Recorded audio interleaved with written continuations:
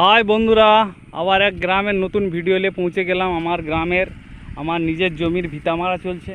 এই যে আমার এক ভাইপোকে লাগিয়েছি ভিতা মারতে, আর এদিকে তোমাদের বৌদিমণি জমিনের আগাছা পরিষ্কার করছে। কিছু শলা গাছ হয়েছে, তো এই শলা গাছটা সেই শলা গাছ যেই শলা গাছে টুপুর বানে, যেই টুপুরটা বিয়ের সময় পড়তে হয়, এটা হলো সেই শলা গাছ। আমার জমিনে খুব হয়েছে, এই জন্য কেটে ফেলে দিতে হচ্ছে আমার জমিন থেকে।